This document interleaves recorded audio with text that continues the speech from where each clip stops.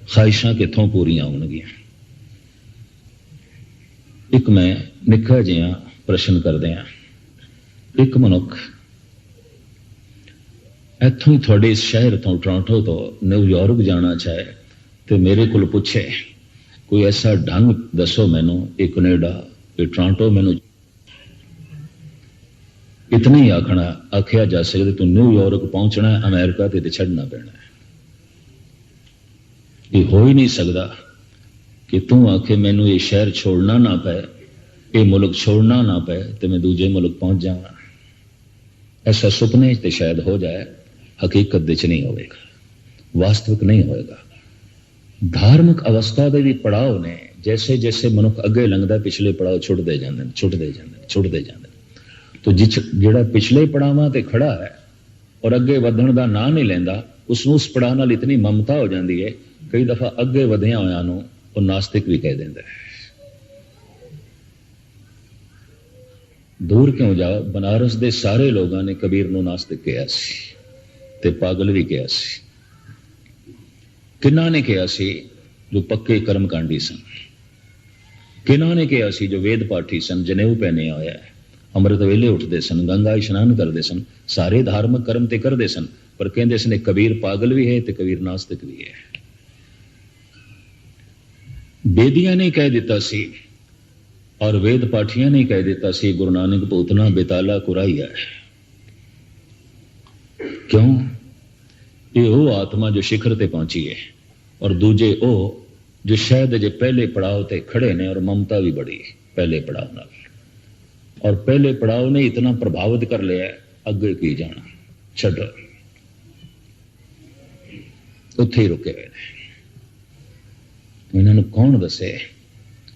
चाहिए पहला पड़ाव भी चलने वास्ते, पर पहुंचने वास्ते छड़ना भी पैंदा है, अगे लंघण वास्ते इसमें छड़ना भी पैंदा है।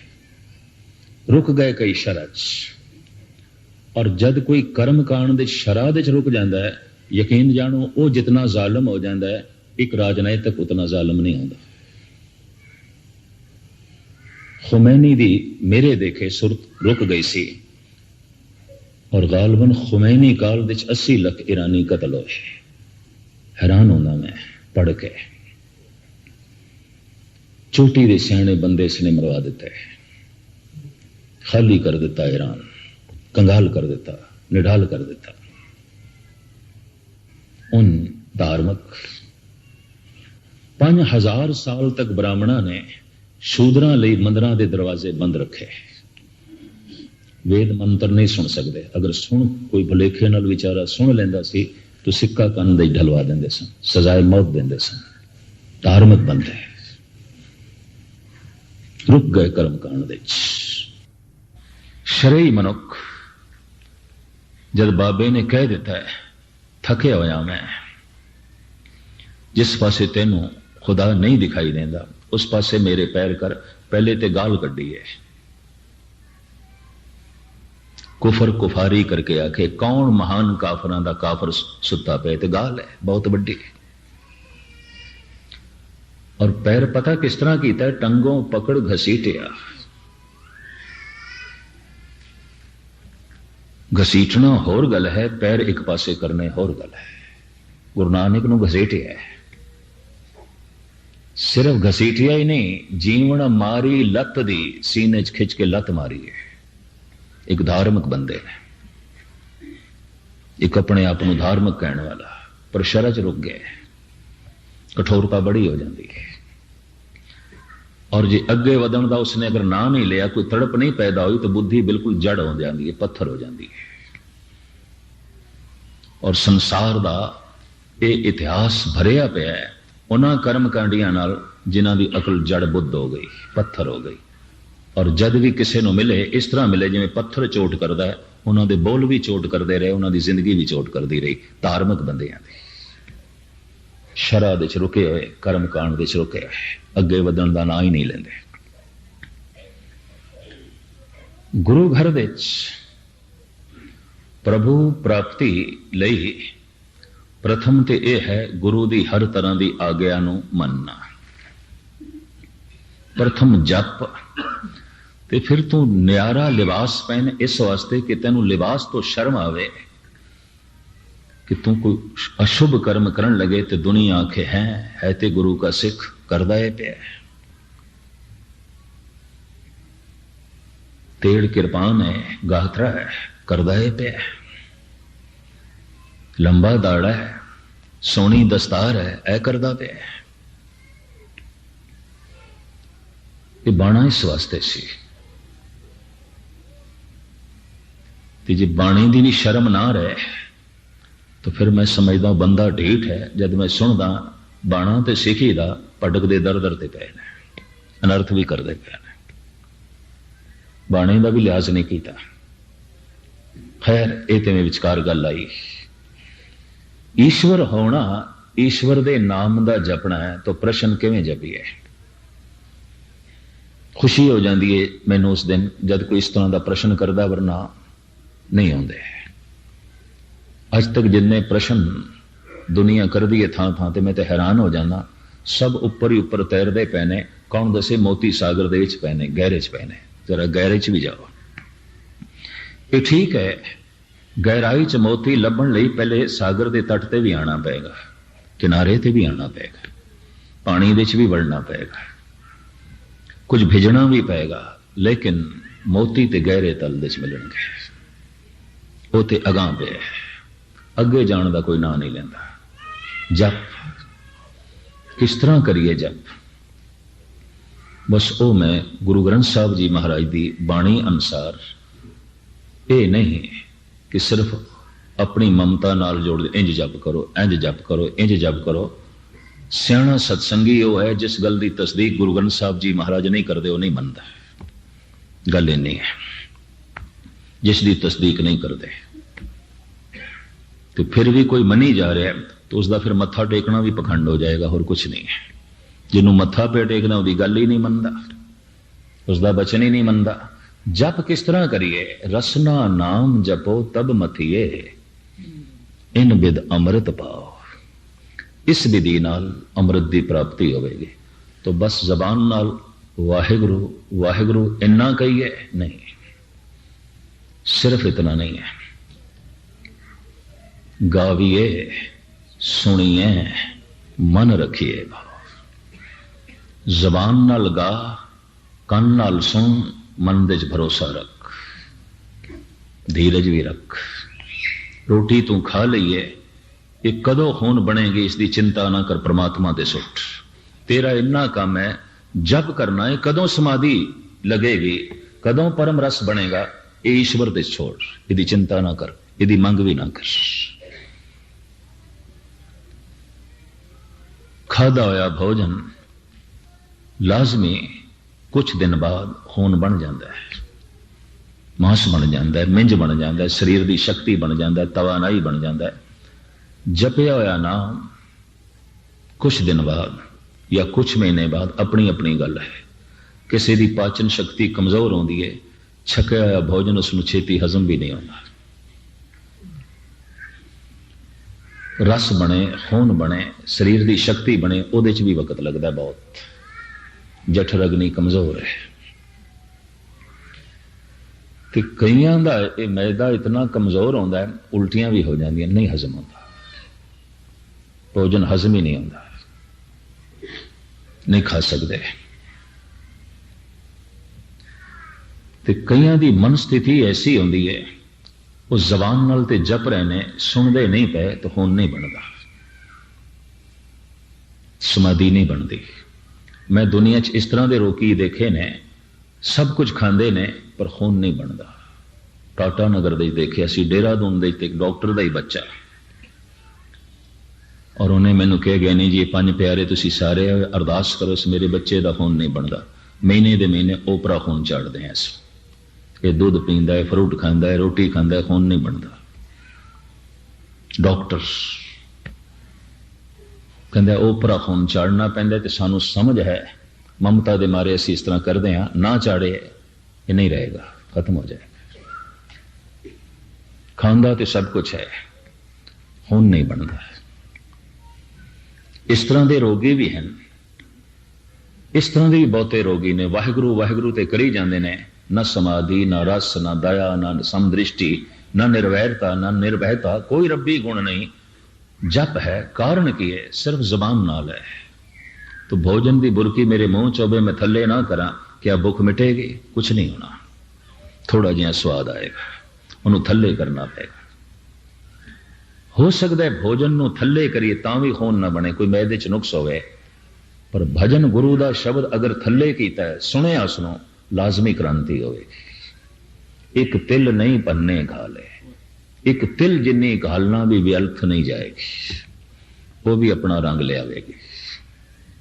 अगर एक सेकंड भी किसी ने कीता है, वो भी व्यर्थ नहीं जाएगा।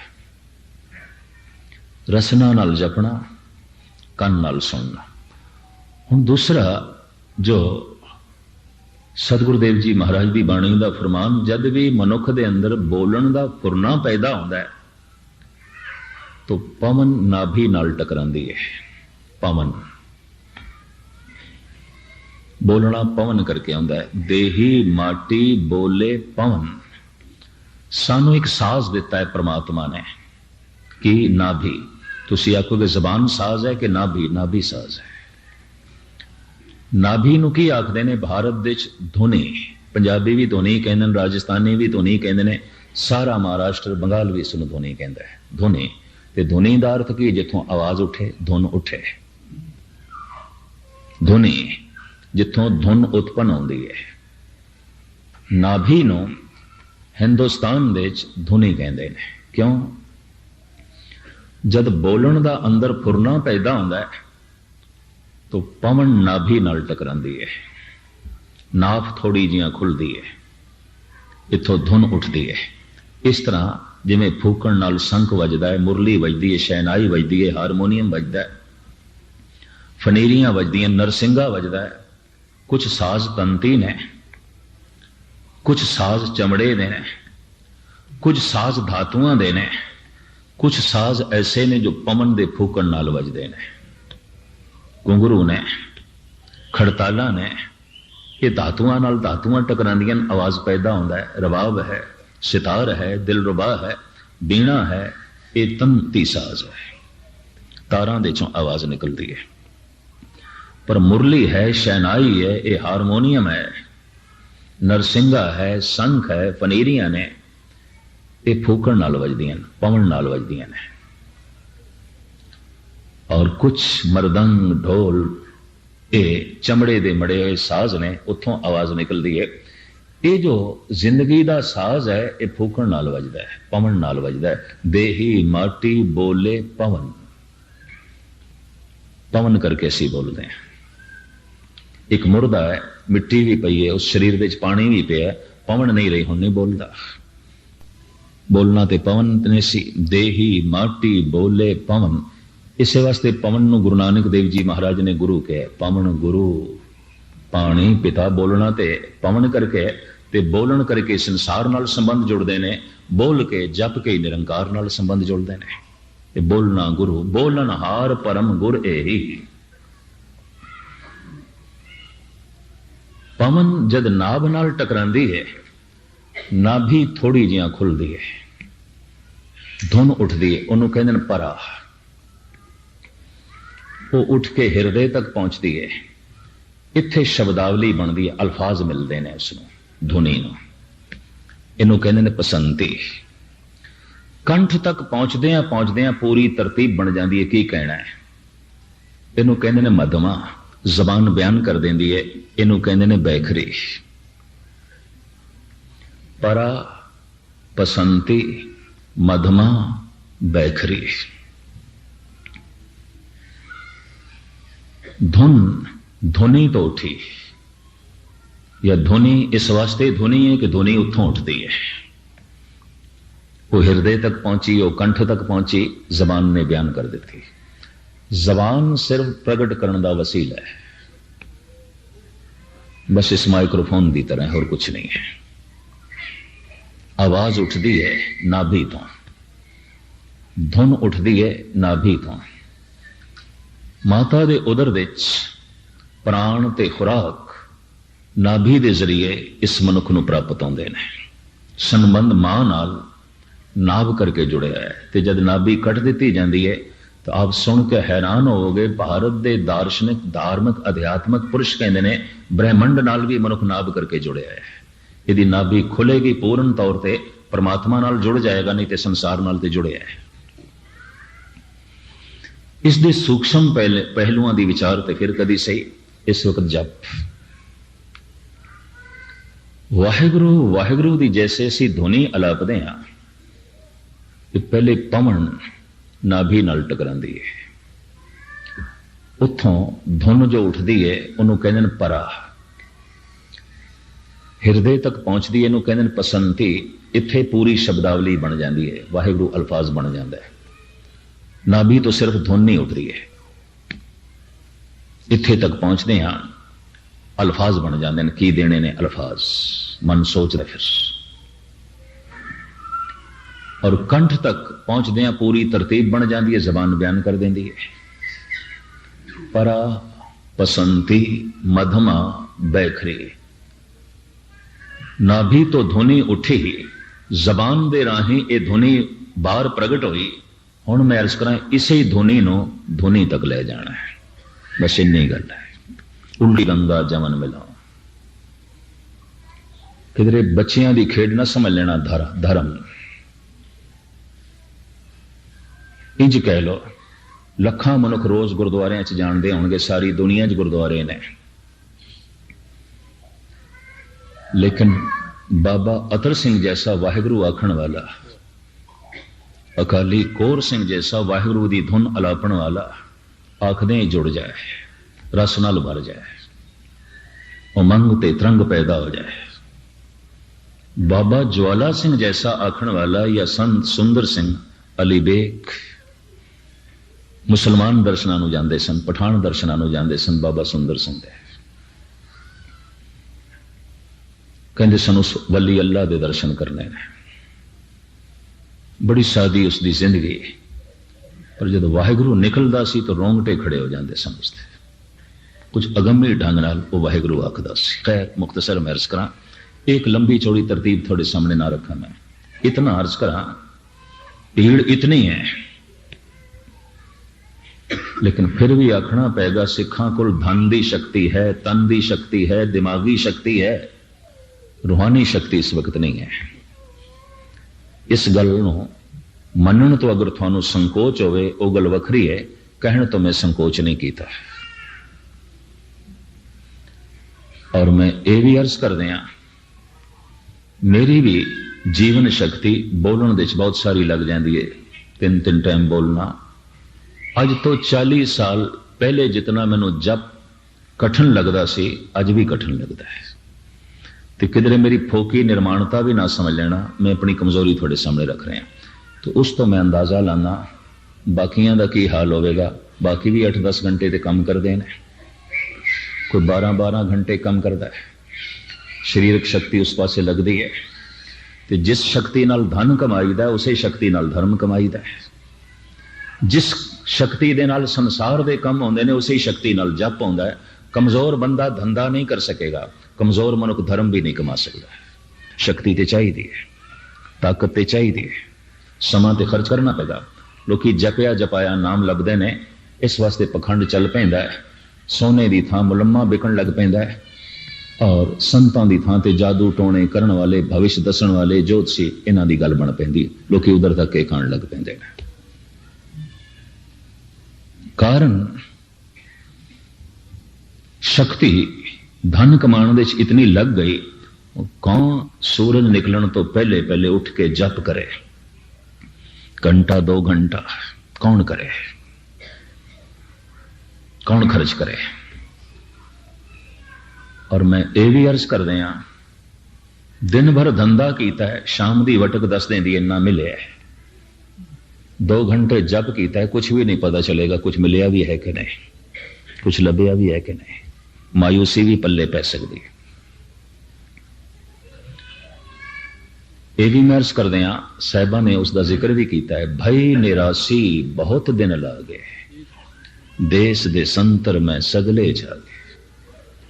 पहले तो निराश होया सी संसार तो ते उदास हो गया सी, ते उदास होके मैं फिर अर्ज करा, अगर मनुख मुसलमान है पक्का शरई होगा, उदास हो गया थे। अगर संसार तो हिंदू है तो पक्का कर्मकांडी होगा, सिख है तो पक्का रहत बैती होगा, किसी थां ते भी ढिलियाई नहीं वरतेगा। ऐ गुरु जो तू आखे कबूल, परवान, तस्लीम, तेरी गल तस्लीम, तेरी खुशी लई ये सब कुछ असी करते हैं, परवान करते हैं, कबूल करते हैं। भावें एक गाथा है सनातन मत दी, सिंदूर लांदी सी सीता ते हनुमान ने पुछ लिया, मां ये मत्थे च की पानी है? रोज सिंदूर है, ये क्यों पानी है? राम प्रसन्न होंदे ने, कहते सारा पिंडा ही रंग लिया सी लाल रंग नाल। उस दिन तो उसकी मूर्ति लाल रंगी जाती, सारा पिंडा ही रंग लिया। आख्या मां तू तो इन्ना जिहा मत्था रंग रही, आप पूरा ही रंग रहा जो खुश होंदे ने, प्रसन्न होंदे ने। गुरु की खुशी लई इन्ना ते करना ही पेगा, क्योंकि गुरु ने आख्या है मोर आ गया, सुनो तुम प्यारे, बिना शस्त्र के संग देवो ना दीदारे। इते गुरु ने आख्या। चलो मन नहीं मनता ना सही, कुछ औकड़ा ने ना होवे पईयां, ऐ गुरु